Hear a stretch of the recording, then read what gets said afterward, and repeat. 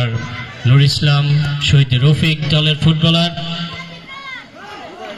আমরা কিন্তু দুর্দান্ত একটি শট কিন্তু দেখতে পাচ্ছিলাম, কিন্তু রক্ষণভাগের খেলোয়াড় সেটাকে প্রতিহত করে দিলেন। আবার এগিয়ে চলছেন শহীদ বরকতের খেলোয়াড়, লম্বা করে গোলপোস্টকে লক্ষ্য করে কিন্তু শট করেছিলেন, সোজা গোল রক্ষকের হাতে বল চলে যায়, কোনো বিপদ নয়। শুধু দর্শক মন্ডলী, এ পর্বে ধারা বর্ণনায় আমন্ত্রণ জানাচ্ছি জনাব নুরুল ইসলামকে। আসছেন নুরুল ইসলাম। একাডেমির অনুকূলে থ্রোয়িং করলেন আরিফ। আরিফ থেকে 12 নম্বর জার্সি পরিহিত খেলোয়াড় এগিয়ে যাচ্ছে, দুর্দান্ত, কিন্তু তিনি ঠিক মতো দিতে পারলেন না। চমৎকার ভাবে খেলা মাঝবারে এগিয়ে চলছে, আক্রমণ পাল্টা আক্রমণ।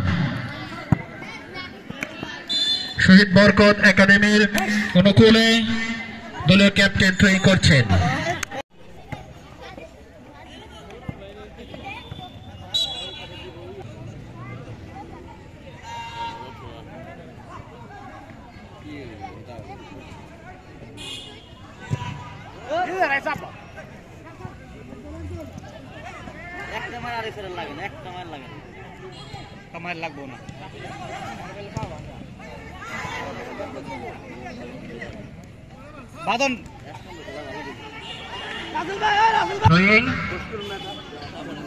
চমৎকার ভাবে বিপদ হওয়ার সম্ভাবনা ছিল, কিন্তু কোনো বিপদ নয়।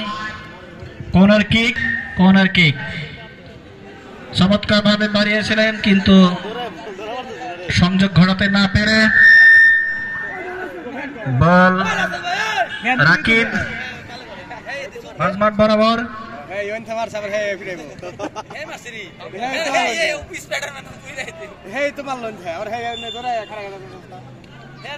আবারও কর্নার কিক, শহীদ বরকত একাডেমির অনুকূলে মাঠের দক্ষিণ পাশে কিক নেবেন বাবু। ডিবক্সে সুন্দর করে তুলেছেন, সময় মতো বেরিয়ে এসে সালাম বিপদ রক্ষা করলেন।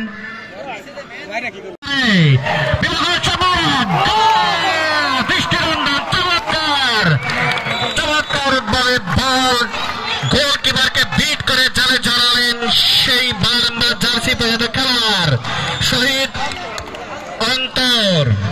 শহীদ রফিক একাদশের হয়ে তিনি গোলটি করলেন। চমৎকার ভাবে 1-0 গোলে এগিয়ে গেল শহীদ রফিক একাদশ।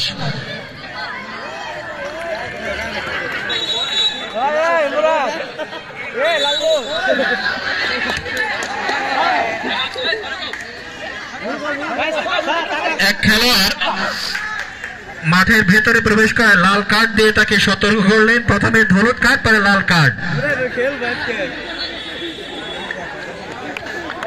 শুধু দর্শক মন্ডলী, চমৎকার ভাবে অন্তর বাদন, দুর্দান্ত এক ফরওয়ার্ড শহীদ রফিকের,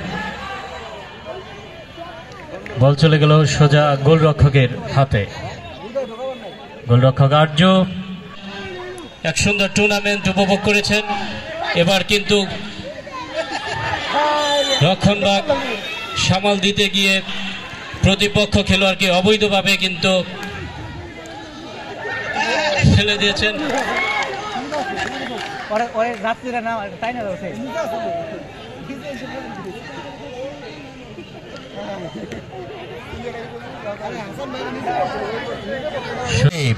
চমৎকার ভাবে এমদাদ থেকে অন্তর চমৎকার ভাবে রেখে গেছেন, বিপদ হওয়ার সম্ভাবনা কিন্তু না।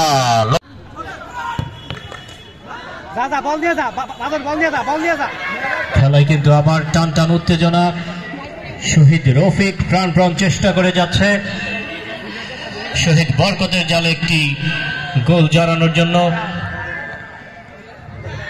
তারা মুহুর্মুহ আক্রমণের মধ্যে আছে, কিন্তু আক্রমণ সফল করতে পারছেন না। পাল্টা আক্রমণে আছে শহীদ বরকত।